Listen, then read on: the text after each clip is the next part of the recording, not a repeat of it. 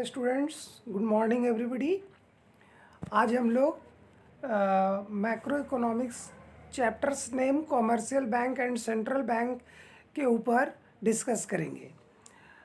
जैसा कि मैंने कॉमर्शियल बैंक और सेंट्रल बैंक आप लोगों को डिटेल से पढ़ा चुका हूँ, लेकिन इस वर्ष इस चैप्टर से सिर्फ और सिर्फ ऑब्जेक्टिव टाइप क्वेश्चंस आएंगे। तो मैंने कुछ क्वेश्चंस को शॉर्ट आउट किया है ताकि आप मल्टीपल चॉइस क्वेश्चन को डायरेक्ट आंसर के माध्यम से सॉल्व कर सकें। मैंने सारे ऑब्जेक्टिव क्वेश्चंस को एक स्टेटमेंट के फॉर्म में लिया हूँ।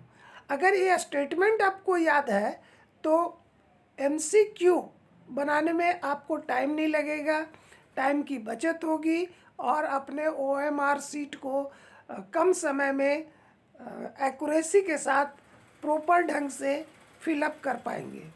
तो इसलिए चलिए स्टार्ट करते हैं क्वेश्चन नंबर 1 से। Credit creation means creation of secondary deposits. हमेशा याद रखिए कि all the commercial bank creates the credits. तो हम लोगों ने एक कॉलम बनाया था जिसमें primary deposit, secondary deposits and CRR का परसेंटेज लिया था। तो आप लोगों ने देखा था कि सेकेंडरी डिपॉजिट्स का जो अमाउंट होता है उसको लोन्स के रूप में कॉमर्शियल बैंक देते हैं। इसलिए हम कह सकते हैं कि credit creation means creation of secondary deposits. Point number 2, central bank always controls credit. तो आपको पता है कि commercial bank always creates credit. So if more and more credits will be created by the commercial bank, flow of currency will increase in the economy। तो जब ज़्यादा मात्रा में फ्लो होने लगेगा करेंसी तो हमारे पास हमारे इकोनॉमी में इन्फ्लेशन आ जाएगा। इसलिए सेंट्रल बैंक उसको कंट्रोल करने का प्रयास करता है। तो who controls the credits? Of course central bank controls credit. चलते हैं point number 3। A commercial bank is bank that makes investment of funds, creates credits, give short term and long term loans. It also manage current account of their customers. तो इस प्रकार से आपको function के रूप में आ सकता है क्वेश्चन कि commercial bank what kind of work it does. तो इसमें से कोई भी अगर आपके पास एक ऑप्शन है तो आप उसको चुन सकते हैं। तो कमर्शियल बैंक मुख्य रूप से क्या क्या करता है बेटा? इन्वेस्टमेंट करता है, लोन्स देता है जो शॉर्ट टर्म भी होगा और लॉन्ग टर्म भी होगा, और साथ ही साथ करेंट अकाउंट को मैनेज करता है जो इसके कस्टमर्स ओपन करते हैं। नेक्स्ट है बेटा, the bank that operates without any profit motive in public interest, that is known as Reserve Bank of India।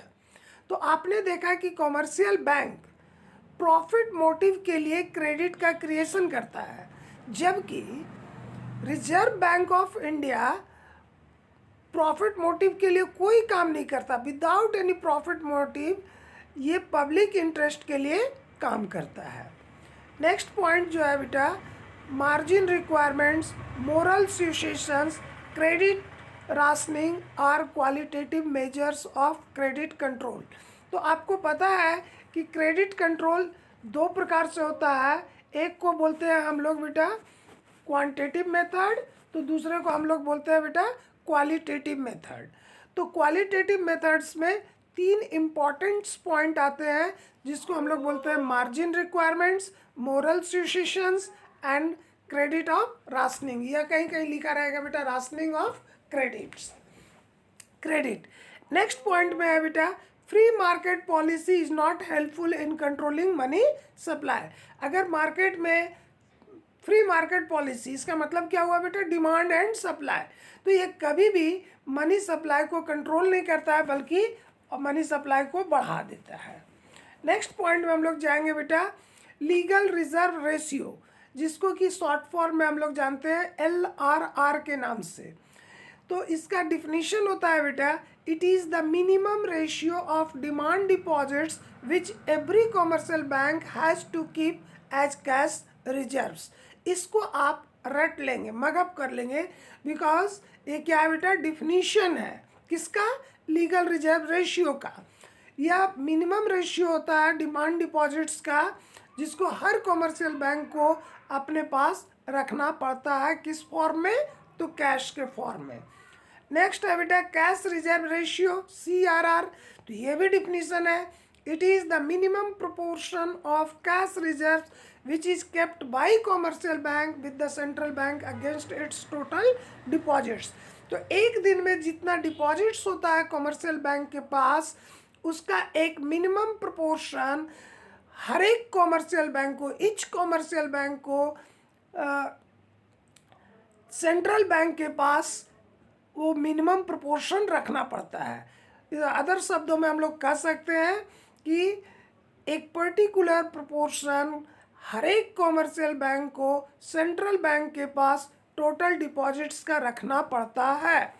Next है बेटा सैचुरेटरी लिक्विडिटी रेशियो, SLR के नाम से जानते हैं।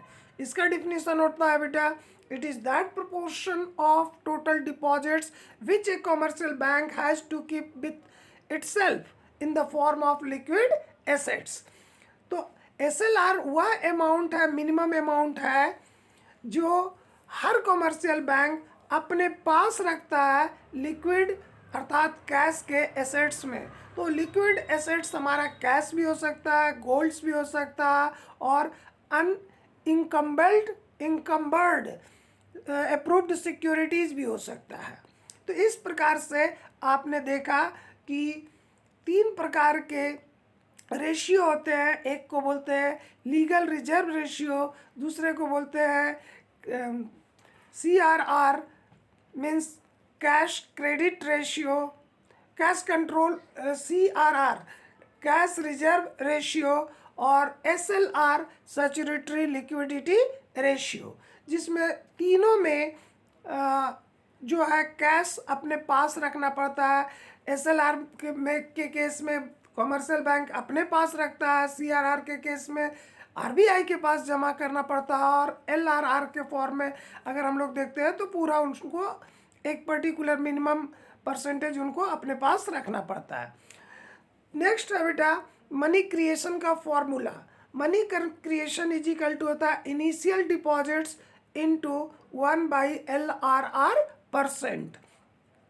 फिर 1/LRR% को हम लोग मनी मल्टीप्लायर के नाम से जानते हैं। तो देखो थोड़ा सा दोनों में डिफरेंस है। मनी क्रिएशन में इनिशियल डिपॉजिट्स को मल्टीप्लाई करते हैं, जबकि मनी मल्टीप्लायर में केवल 1/LRR% को दिखाते हैं।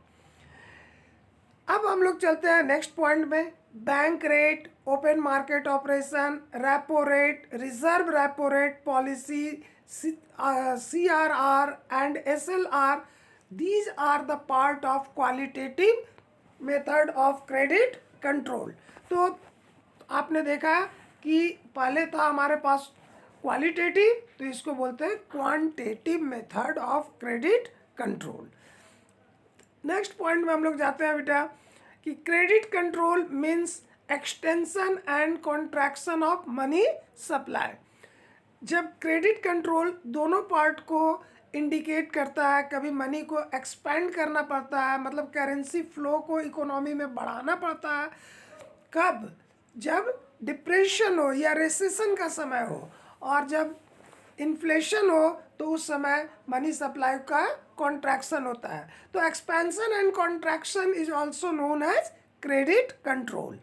नेक्स्ट पॉइंट है बेटा The 1 rupee note and coin are issued by Ministry of Finance। आप लोग जैसा कि जानते हैं कि all the currency is issued by the RBI, लेकिन ये भी तो करेंसी है 1 रुपी का नोट और कॉइन्स, लेकिन इसको RBI इशू नहीं करता है, बल्कि ये मिनिस्ट्री ऑफ फाइनेंस से इशू होता है। नेक्स्ट है बेटा fall in bank rate, decrease in CRR, purchase of securities in open market will increase the supply of money in the economy। तो अगर मान लिया जाए, यहाँ तो मैंने कर दिया कि increase the supply of money.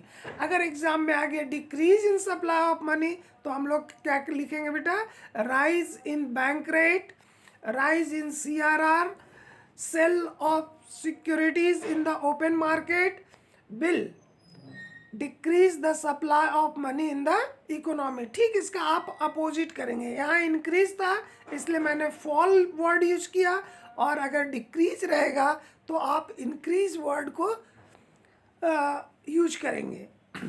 Next है बेटा, reserve bank of India controls the banking and monetary structure of India.